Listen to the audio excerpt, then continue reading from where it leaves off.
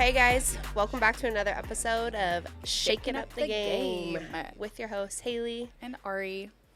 This episode is sponsored by Riverbend Bar and Grill in Kent, Washington. One of our new favorite spots. Absolutely. It is kind of new in Kent. It is at the Riverbend Golf Course in Kent, so if anyone's familiar with the area, it is a great spot for games, low-key. The TV setup is phenomenal. Great audio system, I will say. And the staff is amazing. Mm-hmm. They also food. Yeah, great food. They also do trivia every Wednesday, 7 p.m. They do karaoke every Thursday at 8 p.m.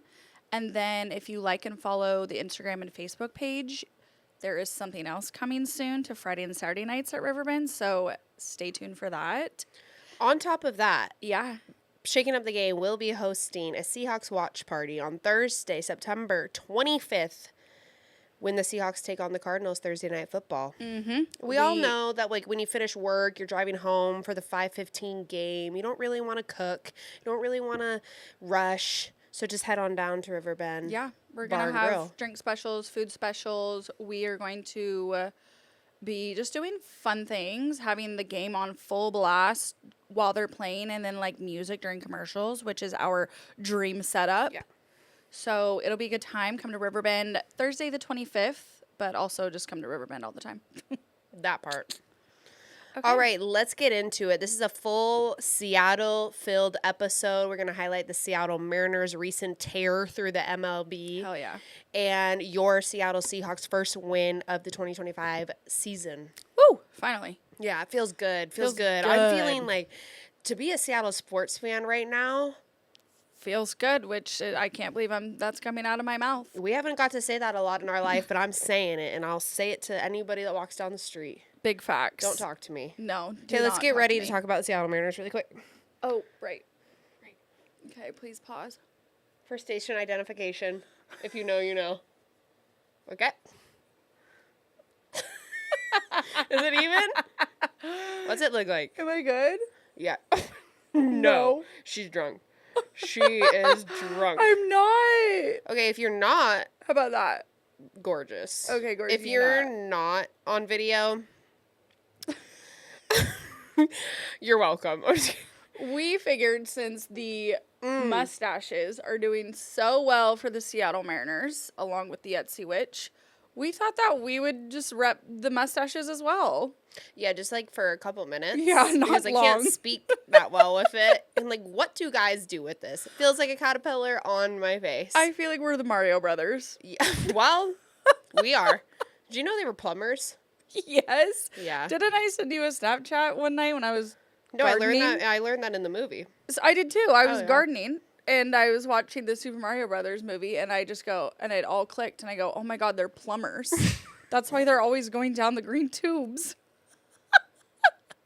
Well, if you guys haven't caught on, the Seattle Mariners, as Ari said, are all rocking mustaches as a superstition thing because they're winning so many games that now we're rocking mustaches. So you're welcome. Yeah, we thought we would join in on the fun.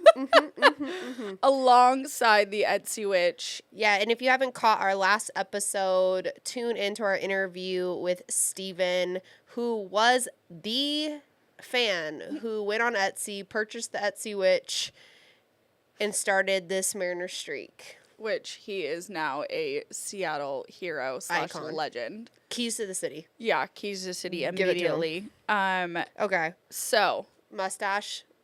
It's gone. Gone. It's gone.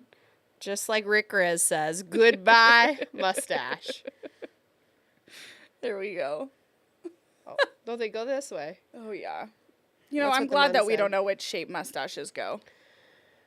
I shave mine religiously. Yeah, you're welcome that we don't actually have them. I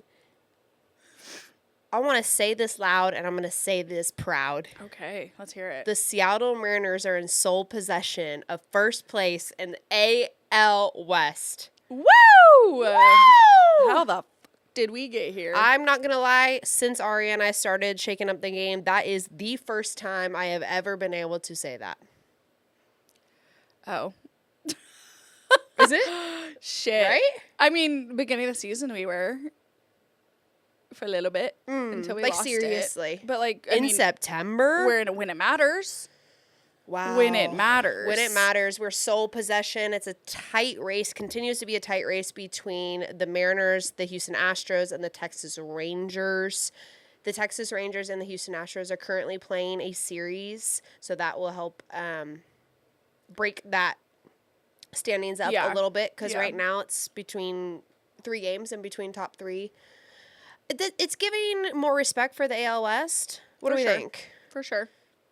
Because, I mean, the Astros are just always going to be a competitor to us. They're competitive? Yeah, they're competitive, because shocking when a professional team is competitive. But they're always going to be, at least, alongside us. Like, it's always going to be the Mariners and Astros. And the Rangers have kind of just, I mean, they won the World Series not too long ago, a couple years ago. Mm-hmm. And I feel like they've just been dealing with, the rebuild and, like, some injuries maybe. Sure. But then they just caught up real quick towards the end of the season. And now they are knocking on the door just when we thought... When we thought it was just us and the Astros, here they come along. Yeah, I thought the Rangers and Angels were going to be like, nah, not this year. But the Rangers were like, I think we got a little more left in our boot. So here they come trucking along. The Angels have officially been eliminated. So sorry, Mike Trout, that is never happening for you. Yeah. At the time of recording this episode, the Mariners have now won 9 games in a row. Mm-hmm. We're hoping that number changes by tomorrow. Mm-hmm. It's looking good at the moment, but I'm not going to say anything. Right. Because we're very superstitious. We are very. That winning streak started with winning 2 on the road in Atlanta, then sweeping the St. Louis Cardinals and sweeping the Los Angeles Angels. Great homestand. Couldn't have been better. We quite literally didn't lose a game. So. Yeah. Literally 10 out of 10 no notes. 100% A+. Great work, boys. We now have a 96% chance of making the playoffs and a 63% chance of clinching the division. Yeah.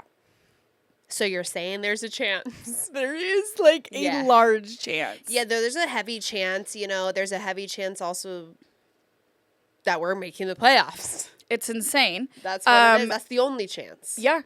They haven't done this since the 2001 season. Yeah. Which is when they won 116 games, still is the MLB record, and that season didn't give us anything to show for. Besides a banner. Besides a banner, which we're looking for another banner to put up. I want a banner. I want a fucking banner. I would love a banner. Like, I am so sick and tired of looking up at the ballpark and... Not living for any of those. I mean, 2001 we were alive, but like... Yeah, first grade, excuse me. Yeah, barely. Barely. Like I don't know what the fuck was going on. With that 96% chance of making the playoffs, there's also another scenario here that no one anticipated. But with the recent streak that the Mariners have been on, there is a chance that we surpass the Detroit Tigers, or at least catch them. The Detroit Tigers are currently leading the American Central Division. And if the Mariners tie the Detroit Tigers... Record-wise, the Mariners win the tiebreaker, which gives the Mariners a first-round bye. A bye? A bye. The only bye we know is bye-bye, go home. So what do you mean a bye? No, a bye, I mean, quite literally, they would move past the first round of the playoffs. I just got goosebumps even thinking of that scenario. This scenario hasn't really been discussed because, again... Right before that homestand recently, the Mariners were 4 games back from Houston. So it was going to take a lot to even be up there. We were really fighting for that wild card. Yeah. However, obviously, with the recent masterpiece that we're putting on. Clinic. Absolutely. As I'd love to say. I love that word. Clinic. They put on a fucking clinic. Clinic.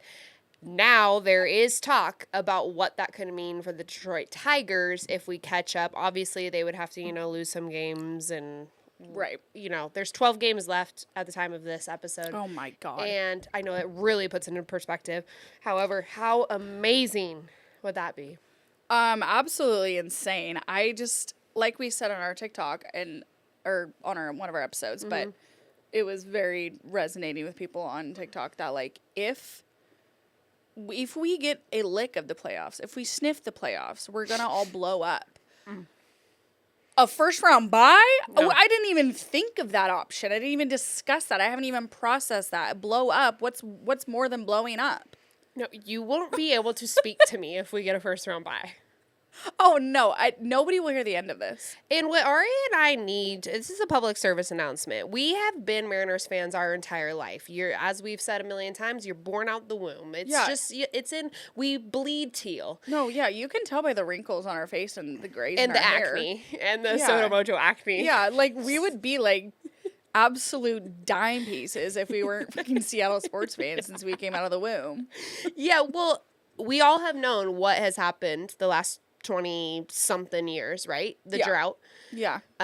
Quite literally, never making it to a World Series. So we all know. What we need from every Seattle Mariners fan right now, though, is to forget about it. Forget about it. Tap in and believe. Because the outlook that is needed right now is so what? Exactly. It's blown it before, but so what? I agree. And I think, too, like, the whole... Like, obviously, there's so many diehard Mariners fans. And then you get, like, the pessimistic crowd, but, like, they are Mariners fans. They claim that they are, and, you know, they stay up to date a little bit, but they've just completely given up, which I understand. 100%. I understand that mentality, and we've all been in those spots multiple times. However, within the last, 3 years, it was kind of like, okay, we're inching closer than, I think when we broke the drought, even going to the wild card. Sure, 2022. Like, yeah, that was like, okay, holy shit, like there's actually hope with this organization. Then it kind of dipped again, and now the organization, front office, making moves this year and actually proving like, all right, we're fucking serious. We need to actually take this, or we really think that we are going to have zero fans, and we've already pissed them off for 20-some years. Like, this is not a joke anymore, and I feel like as loyal Seattle fans, it's also our job to support the players, because those players don't ask to be put into these positions with the organizations. And like when we get Josh Naylor, who I hope to God we re-sign. Yeah. And when we get Gino back, and obviously Julio's been raised as a Mariner, so, you know. Polanco. Yeah. Polanco. And all of these players that have come to the organization, a lot of them who've been in the league, they know the chitter chatter of the Seattle Mariners, and they're probably all that hyped. No. And so for us to back them up, and I think and support the players, is massive. And I mean, it's clear that this team is running strictly off vibes. Yes, we have the talent. Vibes. Yes, we have the pitching talent. We have the offensive talent. We have the talent. Right. But we're pretty vibes based.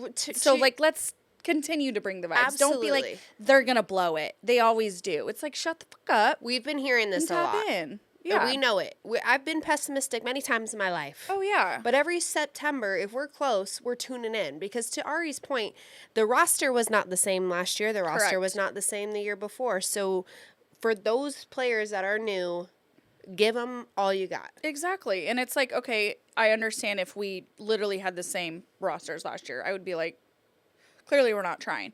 It's evident that we're finally trying. We're putting all of our chips in the basket, and let's go. Like, let's back them up. Let's be hyped. Also, even if, which we won't, but slightest chance if we fall short, we at least have to give it up to Cal Raleigh having an insane year, and even just bringing Gino back and Josh Naylor, his career absolutely taking off. There's and like Brian Wu as a pitcher, there's so many, like, there's way more highlights of this season than there has been in many, many, many years. So, like, without a doubt, just tune in. We don't have time for it right now. Yeah. ESPN analysts has the Seattle Mariners as their sleeper pick for the World Series. Sleeper pick.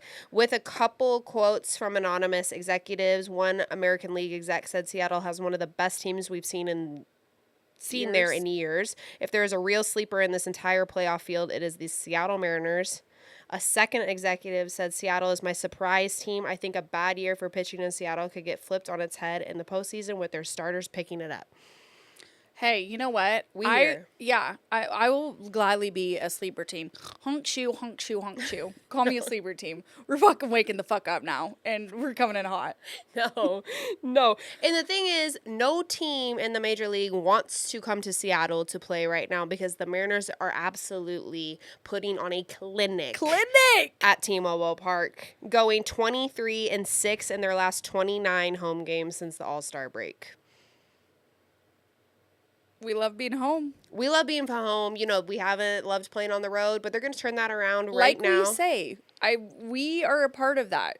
Yep. The fans, like every single post-game interview that you see of all of these guys, which at this point, the last, 9 games, it's probably been somebody different almost every damn game because everyone is popping off right now. Yeah. Everyone has said, every single player has said, like, something alluding to the fans and being like, it is so amazing to be here and having the fans cheering us on. It is the greatest feeling. And, like, that is literally saying, like, we need you here every single night. It's home field advantage. Yes, let's use this to our advantage because alongside that is T-Mobile Park is not a hitter-friendly park. So we're apparently not having an issue with that, which, great. That's our home field. Love that. That checks out. That makes sense. Mm-hmm. Okay, so we have that going for us. But other teams are. Exactly. We have the fans that are backing us up, and then the other teams come in and struggle in a non-hitter-friendly park. So, like, let's use everything in our power, along with the Etsy Witch, along with the mustache, whatever the hell else we got in our up our sleeve for the next 12 games. Like, let's use it all. Yeah, let's get into a few highlights from the last 9 wins, starting with the pitchers. The Mariners pitching staff recorded 62 strikeouts during their 4-game series sweep over the Angels, which set an MLB record for strikeouts during a 3-4 game series. Which is absolutely amazing to say because just last week or the week before we were saying they needed to pick it up. We need the pitching to tap in because we do have one of the best, if not best, rotations in the league, and they are not pulling their weight at all. It's our offense. And so now to see the pitching turn on the jets and tap in is like, oh my God. It's like, you know, like when you just see like all the puzzle pieces just coming together. Mm-hmm. That's so how I feel. Satisfying. That's so how I felt when I did my puzzle last Saturday for like 8 hours. Hey, you know what? That's probably part of the juju. The mojo? Yeah, the mojo. Oh, absolutely. George Kirby had the best start of his young career. Which is crazy. He went 6 1/3 innings, gave up only 2 runs, 3 hits, no walks, and had 14 strikeouts. Sexy. Made the Angels look like an absolute buffoons. Yeah. No wonder they're eliminated. Yikes. Yeah. Kirby was the only pitcher in MLB this season with multiple games of 14 strikeouts and 0 walks. Insane. And the only pitchers in Mariner history to accomplish the feat multiple times in the same season. Just little George Kirby. I love it. Yeah. He is just the cutest little baby face. I know. When he gets on the airplanes, I'm like, are you old enough? Dude, he is just like the cutest little, and you can tell that he is there to play baseball. Yeah. And like you can read it on his face when he's on the mound, when he gets off the mound, even after a absolute knockout of an inning, he walks out and he's just like, it's locked in, baby. On to the next. I'm like, oh my God, yes. You're locked in. The thing about baseball is when your teammates are doing good, it fires you up to do good. It's a very, like, we're not talking about tennis. Mental game. It is. Baseball is, like, arguably the most mental game that there is. Yeah. Team sport. Right. Like, because baseball is described as, like, the most individual team sport there can be. Right. Because it's a team sport, however, someone is hitting by themselves. You're pitching by themselves. It's not football where they got 9-10 people involved in every play. Yeah. Or hockey where there's 5 plus a goalie on the ice at all times. Yeah. It's a very individual team sport. They all individually have to be playing really well in order for the team to be playing well. Yes. And the second that 2 or 3, 4 players are not individually playing well, the team's ass, essentially. Like, and we've just solved world hunger.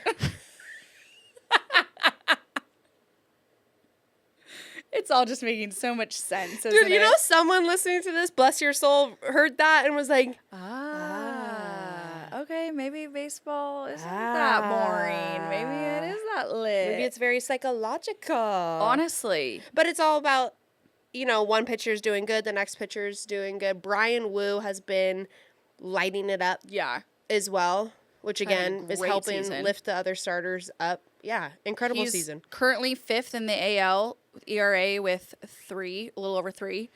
4th in the AL with wins at 14, and 4th in the AL with strikeouts with 91, and he's 1st in the AL with quality starts with 21, which we've said a couple times that he's gone, I guess, 21 games with 6 quality starts, 6 or more innings. Which imagine having a couple starters on that quality starts list. Yeah. Which I mean, we were only looking at top 5, and I think there might be some other Mariners that fall into that category. But, again, phenomenal season. So glad he was an all-star. He continues to shine after the all-star break, which, amazing. We love that.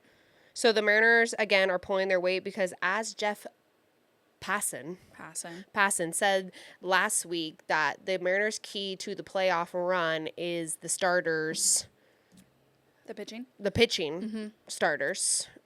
Yeah, starting pitchers, sorry. Yeah. Pulling their weight, essentially. That the Mariners will succeed on the weight of their pitchers back. So here we go. Because the thing is, we're scoring a hell of a lot of runs. Right. And if your pitching's even mediocre, you're winning games. Right. Because you don't got to score 11 runs, but we're doing it anyways. And I think one of the reasons why we fell short last year was, we had great pitching, but the offense wasn't doing anything. And so pitching, I mean, there's only so much you can do as a pitcher. Yeah.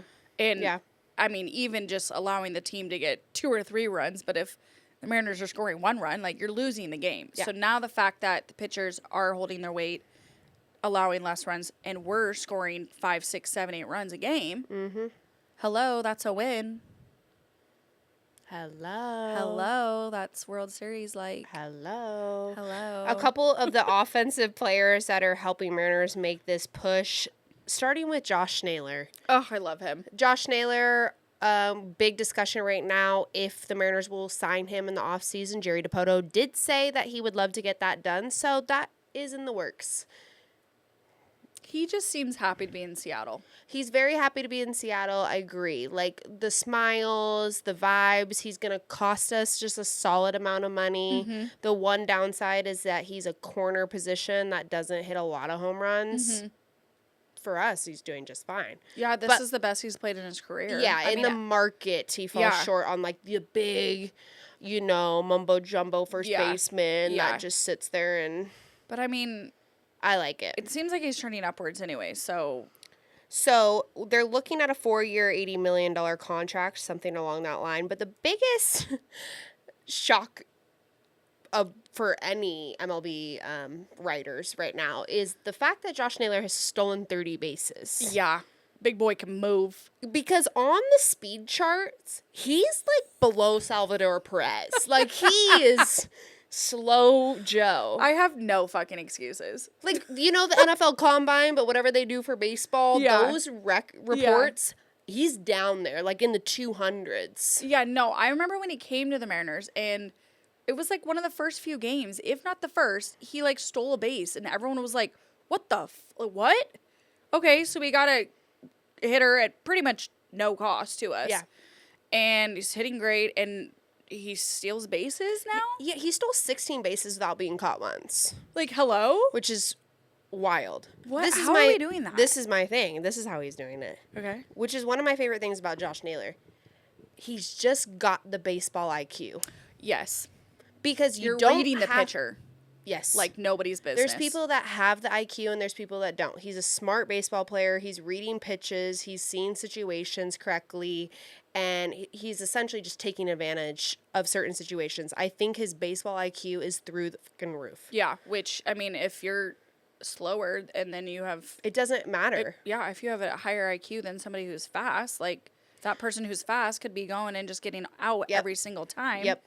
But somebody who's slower, but they're choosing the right time when to run, you're not getting out. And he's simply doing that. I remember in college, we would do drill after drill of reading a down ball. Softball's a little bit different. The pitchers come out and they're doing drop balls. Essentially the same thing. Josh Naylor could read a breaking ball or a slider in the dirt. And if you see that pitch directory going down, it's going to be harder for the catcher to grab it, body that, yep, come notice up, make running. A block. Yeah. and make the play. So it's all like you should be reading it out of the pitcher's hand, choosing to steal from that moment. And obviously he's doing that. And I've noticed too when we play teams with like a younger or like a pitcher that had just been called up for that series or something, I can tell that he really takes advantage of brand new pitching in the league. And he's like, oh, I'm taking advantage of this guy. He's not paying attention to the base runners at all. Or a catcher that has low caught stealing rates, things like that. I think you can't throw to second, bitch. Watch this. Yeah, no, nothing more satisfying than being semi-slow and stealing a base because I was in that category. I feel it. I think overall that's a good theme to describe the Seattle Mariners. One of the most frustrating pieces to me in the past with them is the lack of the baseball smarts. The small ball. Yeah. Like I say baseball smarts, that's making me sound smart. But that's genuinely what I mean. No, totally. Like it's bunting, moving runners, sacrifice flies, stolen bases. It almost just feels like for years that the team has always just gone through the motions of just playing baseball. And now I feel like they are like, and we've always yelled at and been like, small ball, like bunt the damn ball, get on base, move the runners up, like just hit it to the opposite side of the field to move the runner from second to third. Like get runs in. Yes, it doesn't matter how. You don't need the home run. You don't need to go balls to the walls for that big play. And I feel like they are doing a lot more of that. 1,000%. Especially this season, but like not talked about enough. But I think that is the key to their success. They're getting more players that have that baseball IQ, that play like that play hard. That I honestly can't think of a player that is on our starting lineup that isn't like that, and that hasn't been. And if I'm being honest, like if the downside, quote unquote, of Josh Naylor is that he's not hitting 1,000,000 home runs, that's fine. Cal Raleigh's hitting 100 over here. Chino's got how many? Like, and that's enough. Julio's even now up in the 30 club. Like, as we said last week, there's 5 Mariners players over 20 home runs. Yeah, so that's just fine. Yeah. Another offensive player that continues to make waves is Jorge Polanco. Dude, yeah. Fun. Continues to just absolutely smack extra base hits. Yes, that's all it's the extra base hits. He's like, I don't need to hit a home run. I'll raise you a double. He gets it. I'm not asking for the grand slam. I'm not asking for a home run every time at plate. I'm really not. No. Because if I'm going to ask for that, I'm going to get Mike Zunino, and that's what you're going to get, a home run, or you're going to get absolutely nothing. And that's what you're just going to get. Zilch. But thank you. The extra base hits in clutch moments, too. He's been pretty freaking clutch. Yeah. He had a game with 3 doubles in this past homestand, which tied the franchise record for doubles in a game. Clutch hitter. Clutch. That's the thing with the Mariners. You know, you get through Cal Raleigh, you get through Julio, and then it's like you get towards the bottom of the lineup. Well, you got to face JP. You got to face Polanco. And that's what we have always wanted in the lineup. I know. Doesn't make you like... Yes, it's like I want the bottom end of the lineup to be pulling their weight as well. And so the pitchers can't just be like, oh, we just have to get through these first 3 hitters, and then we have dweebs at the bottom, and, like, we got it. Not the dweebs. But, like, it's actually like, oh, shit, like, okay, now you get to the 6th, 7th player, and you still got Polanco. That's the goal. Yeah. That's why the Mariners... hitting a Dom bomb. Like... Fire. Yes. That's why the Mariners lineup right now is considered dangerous throughout. Right. Because we're finally to that point. Julio Rodriguez continues to lead... the team in batting average. He's also 3rd in the American League with 165 hits. So he's, creeping up there. Again, his second half season performance is just... I need it to be studied. Wild. Studied in class. Whatever sports class they got going on in colleges now, make that one of your things. Why is he so slow to start, but then second half just an absolute dog? I don't know. We have to finish up the Mariners portion of this episode with Cal Raleigh. The Big Dumper. The Big Dumper has just surpassed Mickey Mantle for the most home runs by a switch hitter. Ever. In history. Ever. It doesn't matter if this is your first year watching baseball, your 50th, your 80th. That single season record that was set by Mickey Mantle, if those who don't know, he was all Yankees great. Yes. Switch hitter. That record was set in 1961. It is 2025, my guys. That is a long damn time. It's amazing. Just check that record off his fucking checklist this season. Like, what the hell? No, it's so heartwarming. He said that his dad has talked to him a lot growing up about Mickey Mantle, and so it's like really surreal to even be in that conversation. But he's also just the humble king that we know him to be. So he's trying to not let it get to his head. Let it get to his head, and he again is noting that that's not the biggest thing he's going for this year. It's for the World Series. It's for the World Series. And we're over here like, wee, you got this record and this record and this record. And he's like, yeah, I don't care. We're getting the World Series. Well, you know, he said he's got a lot of people texting him about it, the whole thing, and he's trying to stay off of his phone and just... Some girls from like 7th grade, hey, Cal, I remember that one time you asked me to dance and I said no, but I'd love to revisit that. He said no... unknown number. Who's this? Yeah. No longer here. No new friends. No old friends. No, it's just literally. me, my dad, my brother, and a baseball. The one interesting thing about Cal Raleigh is he continues to absolutely hit bombs out of ballparks. His average has not been correct what we would like it to be. But again, that is why the Mariners have a lethal lineup 1 through 9, so that it doesn't really matter because Cal's leading in RBIs. So it doesn't matter. But Cal would become the first MLB hitter to ever hit 50-plus home runs in a single season while batting under 260. Another record. I don't know what kind of record that is, but it's another record. You know, it's interesting because he is at that mark as well as Kyle Schwarber for the Phillies is also hit 50 home runs this year, and he's batting under 240. So they're both doing it. So obviously Cal would love to, you know, get that average up a little bit. Yeah. And so would we all. But again, you're taking his, 115 RBIs or something like that. Mm-hmm. Yeah. We're winning games with that. So there's nothing, I'm not upset. Runs batted in.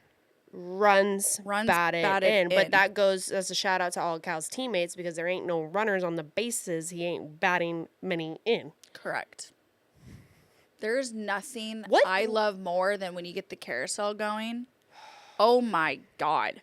And it's just keep them going. Does somebody, keep them going. Is there any university around here in the Washington area that wants us to teach a class on, like, baseball I fear there are a couple universities around here. Because I feel like we're explaining things really well today. I feel like you played for one of them.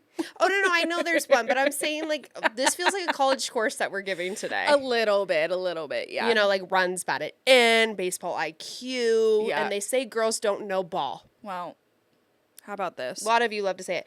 One really fun fact about Cal Raleigh, especially as he now surpassed Mickey Mantle, that I think we have to highlight. Obviously, baseball has changed a lot in, what's that math, 1961 to 2025? Stop. It's a number. That's like 80 years or so. It's something up there. It's more than 50. The game of baseball has changed a lot. Mm-hmm. We don't hear those debates as much in baseball as we hear them in basketball because, God forbid, LeBron versus MJ. Like, yeah, right. People will die on that mountain. We don't hear a lot about records being broken by current players from a record that was 80 years ago, right? And, like, why that might be different. Or why was Mickey Mantle's record not broken in 80 years? Right. Like, that's a little interesting. What has taken so long? Anyways, in 1961, when Mickey Mantle hit 54 home runs, switch hitting, he faced 99 different pitchers that year. Compared to how many Cal has faced? Cal Raleigh this season has faced 269 pitchers with about 2 weeks left of season still. So essentially, if you're thinking about that, no, this is not discrediting Mickey Mantle. Oh, God, again, no. It's a completely different game. Yeah. But if you're facing a certain set of pitchers, obviously 99 isn't just a small set. But you're seeing the same pitcher more often. Right. You should be more successful against the same pitchers. Correct. Cal, 269 pitchers. That is a shit ton of pitchers. And doing it from both sides of the plate. That's almost 300 pitchers. That is a lot. So he's not seeing pitchers over and over, obviously, because of what he's been doing. Like, they're giving him their best. Literally. And he said, it doesn't matter. I'll hit a bomb off you. And I'll do it either left and or right. Which one you want? Throw me a left-handed pitcher, throw me a right-handed pitcher. It doesn't matter to me. You pick. You pick and I'll decide if I'm going to hit it out left field, right field, or center. Yeah, let me know. It's up to you. Mini, miny, mo. I think that's crazy. I haven't heard that talked about all year until this week, and deserves a shout out because, again, I think the reason that's starting to come probably of topic of conversation is the AL MVP race. Yeah. Which we've mentioned a couple times. It's pretty much him versus Aaron Judge. Mm-hmm. And while obviously we are heavy on Cal Raleigh, but to be fair, I mean, putting him above Aaron Judge based on batting average seems silly. However, if you look at it and you compare the two different positions that they play, the value of each position, Judge in the outfield / DH, versus Cal Raleigh playing every single game as the catcher who handles the pitchers. He's managing the bullpens. Yes. He's managing the starters, the pitch calls. And he sits there and plays defense all 9 innings, and with Mariners, a whole lot of extra innings. All of those innings, every single game. Yeah. And then turns around and goes on offense and is doing what he's doing. So to me, trying my best to take the bias out of it, I would still put Cal Raleigh above Aaron Rodgers solely because the award is most valuable player. Yes. And what Cal Raleigh has done in the sense of value of his position to his as team. a catcher and to his team. Right. I think puts him above Aaron Judge. I think Aaron Judge is obviously an insane player. We know that. Yeah. And that's why I think he should get Offensive Player of the Year and everyone just shut up. Yeah, I think the award is like most outstanding hitter or something like that. Or most outstanding offensive player. Yeah. So Judge can have that. That's fine. Because everyone's happy. To your point, I look at it the same way. Obviously, Cal is my Mariner, so I am biased. Yeah. But the most valuable player to me is if that person was removed from your team, who is going to feel that the most? Correct. Well, the Mariners would essentially lose their leading RBI hitter and their daily catcher, who is throwing guys out, who's framing pitches every play, who's managing how many pitchers are there on the roster? All of them. Calling games. Yeah. All of that. So to me, you take him out of the Mariners lineup this season Completely is a hell of a different lot team. different on both sides of the field. Correct. Judge is obviously having an outstanding year. The arguments here is Judge is currently leading Raleigh in the discussion. Yeah. Because his slugging percentage, his batting average is all higher. Cal is obviously leading him in home runs. But most of the offensive statistics favor Aaron Judge. The award is, I go back and forth on this. The term or the statistic that they go off of is their WAR rating. Okay, right. The WAR rating stands for wins above replacement. So like replacing him with another team member such as a AAA or backup catcher, say for example. He is worth what? So that like an example would be like Cal Raleigh is worth 7.5 WAR, which means he's added 7.5 more wins to the Seattle Mariners than a backup catcher would have added to the Seattle Mariners. Again, contradictory. I mean, it could that be more? Could that be less? Like, again, I'm looking at our leading scorer. I think we looked up one time, Cal has single-handedly scored a sixth of the Mariners' runs this season. Yeah. Who's to say? But the WAR statistic should combine offense, defense, base running, and their position. However, there's different platforms that are using that WAR stat. Like MLB versus StatMuse versus FanSource versus Baseball Reference, and they all do it. Per my sources. Yeah, and they're all doing it a bit differently, where some are accounting for catchers being a more unique position, so that would give him a higher WAR rating, where some of them aren't, where Judge still beats because Raleigh's pitch framing, etc., isn't being accounted for. Right, okay. So that is the current debate, because Judge currently has a higher WAR rating than Raleigh, which is putting him ahead. So not accounting for him on defense as a catcher. Apparently it does. But That's the argument. I will say it's kind of giving like last year Lamar Jackson versus Josh Allen for the NFL MVP. And Lamar Jackson did statistically have better numbers than Josh Allen. Yeah. But the award did end up going to Josh Allen because of what he did for his team. Facts. And to me, most valuable player, I mean, your most valuable player has to do something with your team. And if we get a first round bye, bro, everybody don't piss off. Yeah. Cal Raleigh's getting the fucking award. And the Yankees are in the wild card, say? There will be a riot, and it'll start with me. Absolutely. You know what I mean? I don't give a shit. Well, you won't be alone. No. I will come for everybody. So the next thing that we need to watch out for Cal Raleigh is Ken Griffey's single season record of home runs, which is 56. Yeah. So he's one away. Yeah. As of recording right now. Yeah. Score right now is 10-1 Mariners. You could have hit another one as far as we know. So very possible that he can surpass Ken Griffey Jr. Within the next 11 to 12 games. Cal Raleigh for MVP. So, Cal Raleigh MVP. Bye. Let's get into your Seattle Seahawks going to Pittsburgh and putting on I'm just kidding. A clinic. At a clinic. I mean, like, who's to say we didn't put on a clinic? Maybe in the second half. Second half was a clinic. I mean, First it half felt was like a a doozy. clinic. It felt like a First clinic. half was a little doozy. So I think though, if you get into the locker room within one score, which we were. Oh yeah, we're down 3 at half. Yeah, I can live with that. I think it might have been 14-7.5. I don't know, or 10-7.5. I can't remember. But I think it was one score. It was like one touchdown, one field goal.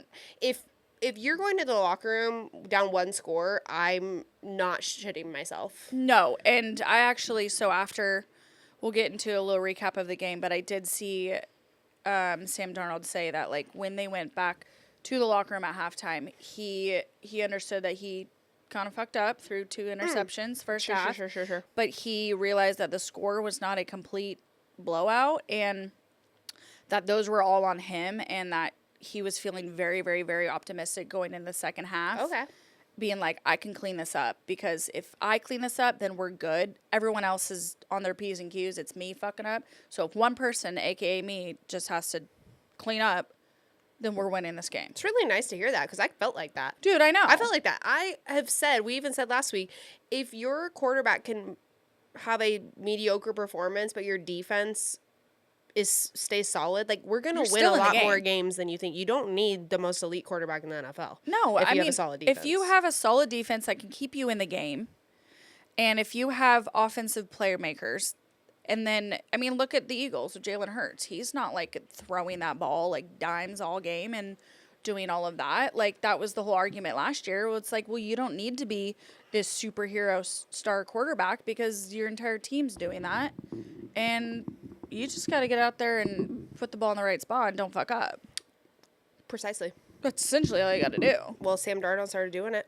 He sure did. He also has the 3rd highest passing grade of the NFL behind Stafford and Dak Prescott and above Jordan Love and Justin Herbert. So, I mean, that first drive of the game, the 65 yards on 8 plays for the first opening drive touchdown was the first since late in the 2023 season. Wow. Yeah, we hit it off great. Yeah, it felt great. Yeah. Then the next play, interception, and I think Sam Darnold was like, all right, well, welcome to Seahawks football, ladies and gents. Up and down, up and down, yeah, up we love and it. We love down.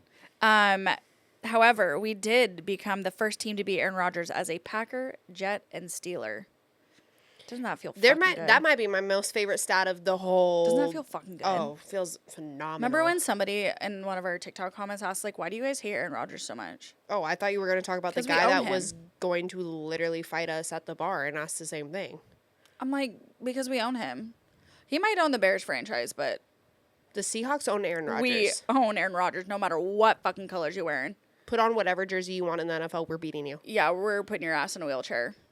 Our defense, defensive front line was on fire. I think we had 9 quarterback hits, 3 sacks. I mean, Aaron Rodgers was Fighting for his struggling. life. Yeah. Yeah. How do we feel about that DK Metcalf performance. Oh, golly. Big John Petty. Yeah, we played against DK Metcalf. He will be known as his government name from here on out. Yeah, no, he doesn't get DK from us. He's DeKalen. He had 3 receptions, 20 yards, 1 touchdown. Will say I was upset about that touchdown. It was like a 2-yard touchdown, too. It wasn't even like a bomb downfield.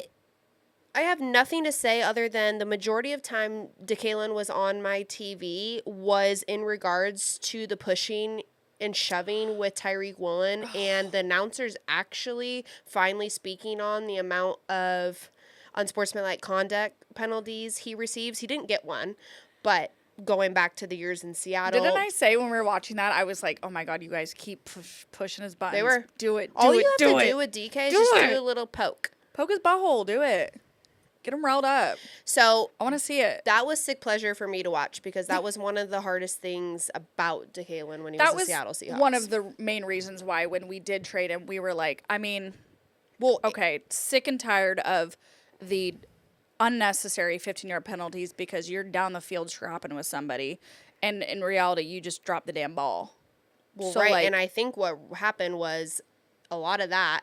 And then you get a coach like Mike McDonald who's not with the shits. Not with the shits at all. And he said, that ain't flying. That is absolutely not flying. DeKalen wants to go to another team and act like, I'm sorry, I cannot with the midweek interview in the locker room and a reporter asked him about the Seahawks and he's like how do you feel about your matchup with and Seahawks? Said the Seahawks fans obviously referring to the team you just spent your first 5 years of your career or however many years, right? The team the only team that you've played for.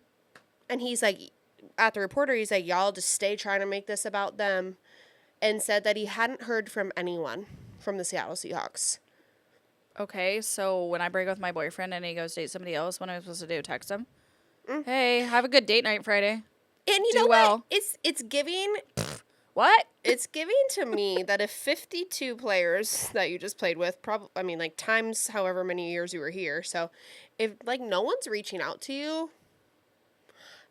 Are you the problem? It's giving you're the problem. And also, post-game, he did a full jersey swap with Kenneth Walker and had a meetup with JSN. And so, to me, I'm like, wait, did you never speak to them, but you guys met on the field for 15 minutes after the game? Yeah. Doubtful. Very doubtful. I also just, that's the whole part of sports is, that was, I guess you could consider a blockbuster trade. And, I mean, we traded our number 1 wide receiver to another team for the first time in their career.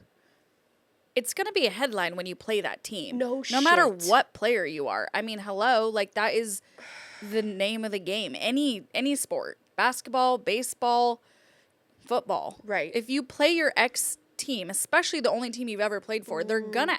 That's what the media does. They want the drama, but they're going to ask you, how do you feel playing your ex-team? And you just say... just another team. Moving on. That's what you could have said, and it moved on. Thank you, Ari. I think DeKalen will be successful one day if he removes the giant boulder of a chip that lives on his shoulder. Because, bro. Literally. Bro, we need to get over it. Yeah. Going through your whole NFL career with that on your shoulder has got to be exhausting. I will it's surely annoying to watch. No, it is. And I will say that, we were very nervous going into this game with Tyreek Woolen's performance as of week 1. And I was like, okay, are we relying on Reek to lock up DK for half this game? I'm not feeling confident, if I'm being completely honest. Just after week 1's performance, wasn't feeling confident. And I was like, this is going to be really fucking annoying if DK just, is burning him on every route.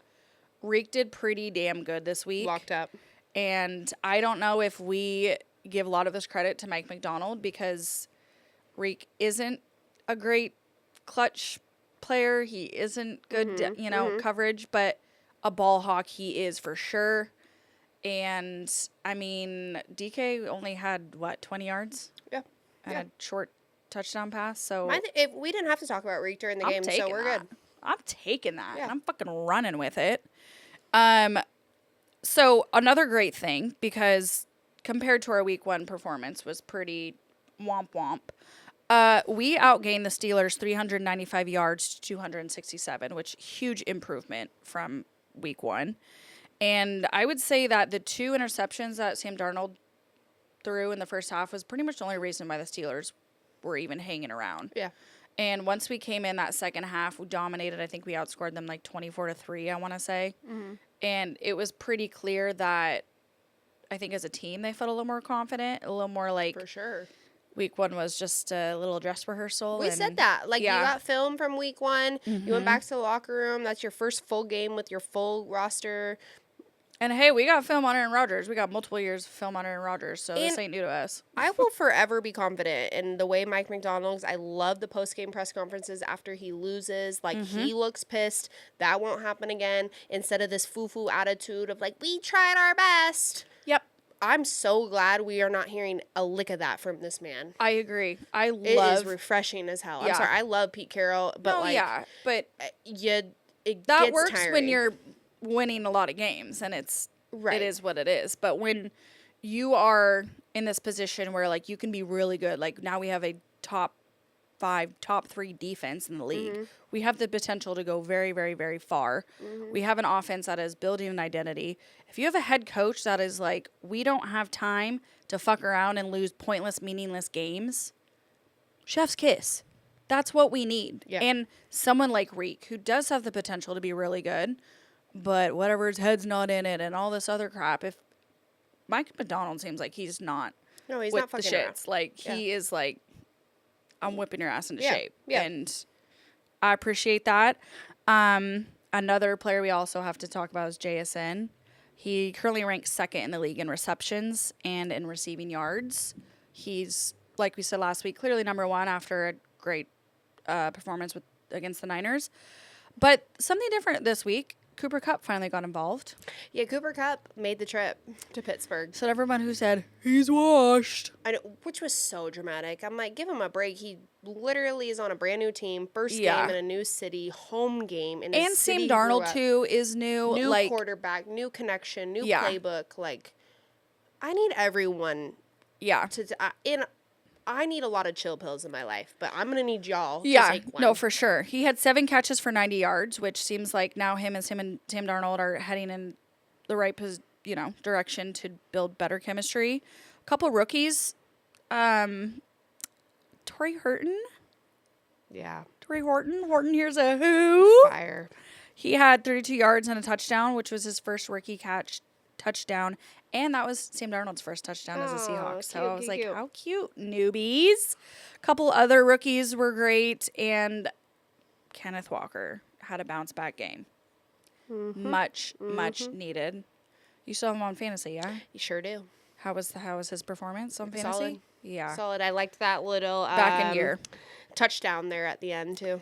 Yeah. He had a career high of 8.1 yards per carry with over 10+ attempts, so that's great. Yeah. I'm pretty sure week 1 it was like 3 something. So massively different. And first 100-yard rushing game since week 1 of last season. Yeah. Well, so that's good to see. That feels great to see. Obviously, Charbonnet wasn't really in the mix with Walker performing the way he did, so that is still something the Seahawks need to figure out. Yeah, because if we're gonna use both, then they both need to like kind of fire on all cylinders. Right, because like week 1, it was like all Zach Charbonnet. He was getting all the blocking, he was finding the pockets, and Kenneth Walker was just not getting anything. Yeah, now it was like this week it was complete flip flop. So yeah, I'm like I could take just like a little production. I can't wait to run train over the New Orleans Saints, both of them. Okay, well let's choo choo. No, we don't like We don't what. Was that not corporate? No, like knock on wood. Oh, you're right. Corporate. Another key point we have to make note of is smart ball knowledge, which we were just talking about the Mariners baseball IQ. Bro. Looks like our football players got great football IQ. No, they're in the books. So I don't know if everyone watched the game, but we were watching it, and I remember the kickoff, and then all of a sudden we had a touchdown, and I go, how the fuck is that possible? Surely I saw that. Did I just time warp? Like, what happened? I swear we just kicked the ball. Mm-hmm. Well, rookie running back, what was his name? Caleb Johnson? Doesn't deserve to be mentioned. Yeah. Butter hands or just, I don't know. Shouldn't eat that popcorn. Rookie move, rookie For mistake. the Pittsburgh Steelers. Yes. Not the Seahawks. Nope. Jason Myers or was it Dickerson actually? No, Myers. Beautiful punt, because now with the new I think it was a kickoff. It was Myers, I believe. Okay, so with the new kickoff rules, the players are not coming out of the 35. Mm-hmm. So when it goes down there, it is a live ball. Mm-hmm. And Caleb Johnson, some say it hit him, some say it didn't, whatever. It was a live ball regardless. Bounces back in the end zone. Homie thinks that play is over and starts walking off the field. And who was it? George Holani, which is a rookie running back. He saw that and hopped on that ball and got the touchdown, which is his first touchdown. So I love a like, this is unconventional, but we'll take it. And I love a special teams play. Love a special teams play. I love that. And yeah, I guess controversy of whether he touched it or not. However, he did make the play, then look at it. So he knew that something went on. Exactly. I think he also thought it was going to completely bounce out of the end zone. I do too. And it didn't. It did like a beautiful bounce. In college too, it's not a live ball. It's different. Well, you're in the NFL now, baby. Yeah, so read the book. Rookie mistake. Shout out to Seahawks for seeing that and just hopping on that ball so quick and getting that touchdown. Because that really turned the game around. Yeah, 100%. So aside from special teams, the defense continues to put on a show for the Seattle Seahawks, led by defensive-minded coach Mike McDonald, baby. Mm-hmm. I'm living for it. Dude, they've had 4 interceptions already. We've played 2 games.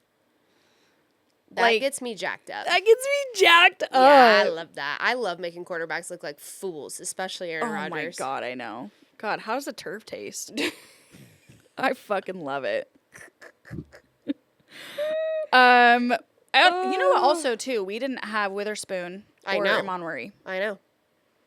No, I think, again, to our point, Seattle Seahawks defense is going to keep us in games. Yeah. If we can get mediocre performance. Yes. To good Genuinely. performance from Sam Darnold, which was the whole debate when everyone shit their pants when they traded Geno Smith and got Sam Darnold, being like, that's a lateral move. Well, you don't need a Patrick Mahomes. You don't need a Josh Allen.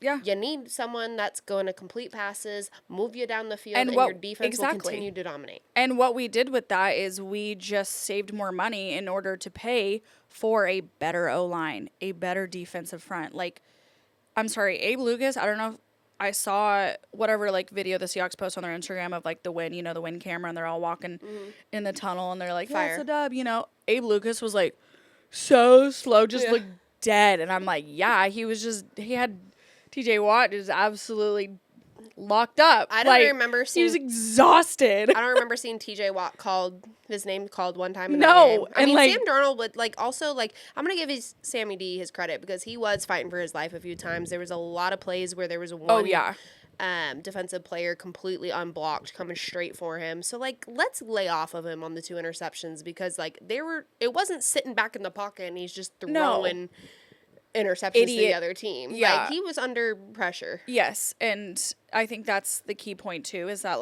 he wasn't throwing dumbass balls, just hospital balls or whatever, just making dumb decisions. I mean, the dude was being pressured a lot.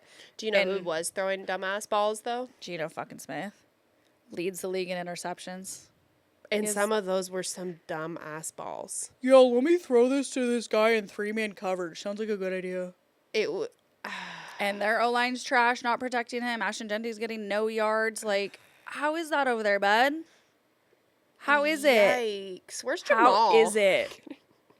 So loving that. Moving forward, the Seahawks play the New Orleans Saints at home Sunday, 1:10. We love a 1:10 game. If you're in Seattle, head on down to the tailgate.